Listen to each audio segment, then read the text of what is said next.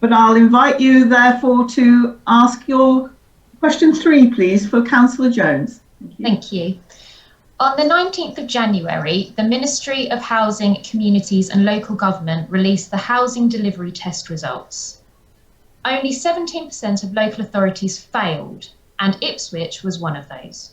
Would the executive member explain why the delivery of new homes over the last 3 years has been so poor, leading to Ipswich being the only council in Suffolk required to determine the new planning applications on the basis of the tipped balance? Thank you.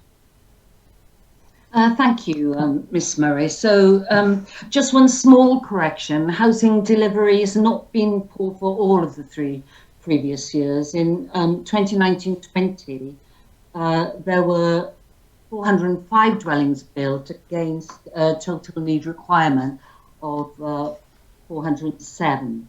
So housing delivery targets, local authorities were set housing delivery targets for the first time in 2019 when we were asked to provide the first housing delivery action plans. And this was mainly aimed at those local authorities that have an abundance of land and yet we're still failing to deliver new homes. Now, in Ipswich, that isn't really the case. In Ipswich, we're keen to deliver housing in both the private and public sectors. And we have 2 main problems. One is that we do not have an abundance of land that is easy to deliver. We have real and physical constraints, such as a very tight boundary, protected green spaces, and an historic town centre.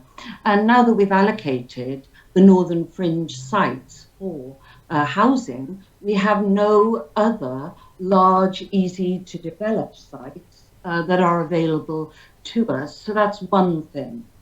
And we've also got brownfield sites. We've got small brownfield sites, but by their very nature, they're more complicated for developers to deliver. So the second problem for us is that although the government has placed this duty to deliver housing upon us, they've given us absolutely no powers to compel or to incentivize developers to build out their planning permissions. Now, to put this in context, there are currently 2,600 homes with planning permission in Ipswich where work has not even started. You know, 2,500 homes that could be built, and if they were, that would cover our delivery requirements for the government for more than 6 years. But we can't make those private developers build those homes.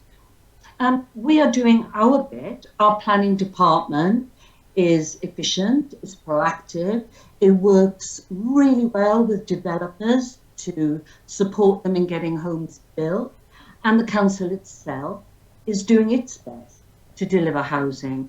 Recently, 60 homes on the Took site, a planning application for 96 homes in Ravenswood, another 40 on smaller sites in the town. And on top of that, there are a further 400 across the town where construction has started. So pipeline's sort of looking positive if those developers proceed with building them all out. So it's a kind of a more complex picture than it would first appear. You know, the government's saying to local authorities, get those houses built. It's not quite as simple as it sounds. Thank you very much, Councillor Jones. Ms Murray, do you have a supplementary question here? I do. I just wanted to highlight and then ask, no other council in Suffolk, Norfolk and Cambridgeshire is doing as badly as Ipswich. How are we supposed to tackle overcrowding and homelessness, which are real problems for our residents, when the council is failing to meet their own housing targets?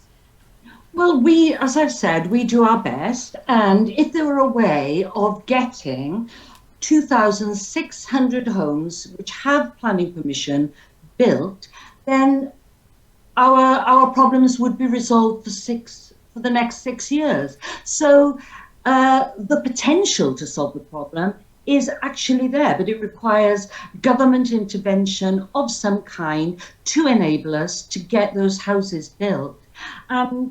You know, if you look at some of the other local authorities, our neighbouring authorities, for example, they are, I suppose, those authorities with an abundance of land. You know, they are large rural areas and they have land, and we quite simply do not.